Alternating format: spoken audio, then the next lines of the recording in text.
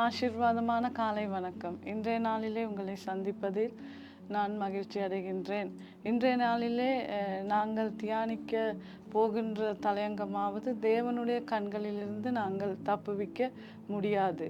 யாத்ராகமம் 12வது அதிகாரத்திலே நாங்கள் வாசிக்கும் பொழுது இஸ்ரவேல் ஜனங்களை அவருடைய தேவனை ஆராதிக்க போக முடியாமல் பண்ணுவதற்கு பார்வோன் எத்தனையோ காரியங்களை, அவர்களுக்கு எத்தனையோ துன்பங்களை, இடுக்கங்களை அவர்களை அனுப்பாதபடி தடை செய்து கொண்டிருந்தான். ஆனால் பார்வோனுக்கு தேவனை எதிர்கொள்ளவோ தேவனை தோல்வி பண்ணவோ பார்வோனால் முடியாமல், அவன் அரசனாகவே இருந்தாலும் தேவனுடைய பார்வைக்கு அவன் தப்பவில்லை.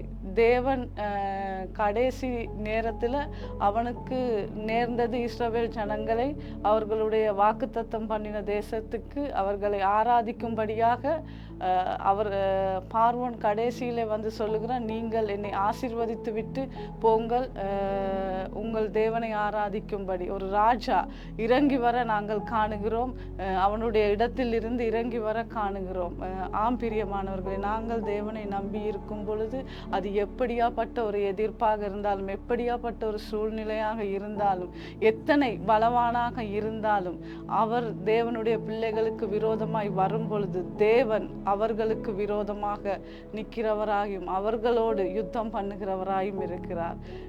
தேவன் தாமே உங்கள் ஒவ்வொருவரையும் ஆசீர்வதிப்பாராக. ஆமென்.